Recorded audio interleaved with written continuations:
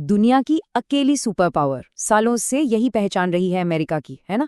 पर सोचिए, क्या हो अगर यही खरबों डॉलर वाली मिलिट्री पावर एक ऐसे देश के सामने हांफने लगे जिसका डिफेंस बजट उसके सामने कुछ भी नहीं है, 2% से भी कम। अजीब लगता है ना? चलिए आज की पड़ताल में इसी पजल को सुलझाने की कोशिश करते। एक तरफ है अमेरिका, जिसका मिलिट्री बजट पता है कितना है?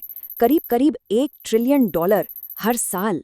13 लाख से ज्यादा सैनिक, 13,000 से ज्यादा एयरक्राफ्ट्स और दुनिया की सबसे ताकतवर नेवी। और दूसरी तरफ है ईरान, जिसका डिफेंस बजट अमेरिका के खर्चे के आगे सच पूछे तो बस एक छोटी मोटी रकम है। तो सवाल यही उठता है कि आखिर ईरान, जो इतने सालों से सैंक्शंस झेल रहा है, जिसके पास ना तो अमेरिका जैसी टेक्नोलॉजी है, ना वैसा पैसा। तो सामने आई रिपोर्ट्स की माने तो पिछले 3 हफ्तों में कुछ ऐसा हुआ है जिसने अमेरिकन मिलिट्री की अजेय होने वाली इमेज को कह सकते हैं कि हिलाकर रख दिया है।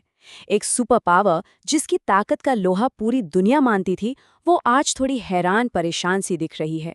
असल में इस विश्लेषण का दावा तो ये है कि इस कॉन्फ्लिक्ट ने मॉडर्न वॉरफेयर की पूरी किताब ही बदल दी है। दुनिया के दूसरे देश वो भी बड़े ध्यान से देख रहे हैं और अपनी वॉर स्ट्रेटजी को अपडेट कर रहे हैं। रिपोर्ट्स के मुताबिक यहीं पर अमेरिका को कुछ सबसे बड़े झटके लगे हैं। ये है F-35 स्टेल्थ फाइटर, दुनिया का सबसे एडवांस्ड लड़ाकू विमान। इसे बनाया ही इसलिए गया है कि ये रडार की पकड़ में ना आए, हवा में एकदम अदृश्य रहे। एक ऐसा प्रोजेक्ट जिस पर अमेरिका ने खरबों डॉलर बहाए हैं। अब जरा अगले दावे को सुनिए, क्योंकि ये सच में होश उड़ाने वाला है। ईरान ने इसी F-35 दुनिया के सबसे एडवांस्ड फाइटर जेट को निशाना बना लिया। ये पहली बार हुआ है कि इस जेट को किसी वॉर जोन में इस तरह से हिट किया गया हो। अमेरिका ने ये बात मानी भी है कि हाँ, जेट को नुकसान हुआ, इमरजेंसी लैंडिंग भी करनी पड़ी। लेकिन मजे की बात यह है कि आज तक उस डैमेज हुए जेट की एक भी तस्वीर सामने नहीं आई है। तो सवाल है, ये हुआ कैसे?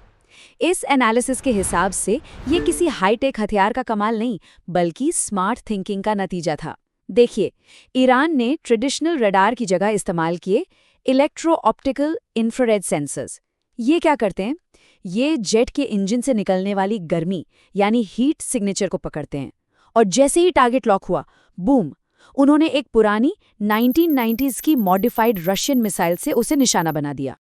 और ये जो आप देख रहे हैं, ये इस बेमेल लड़ाई की पूरी कहानी बताता है।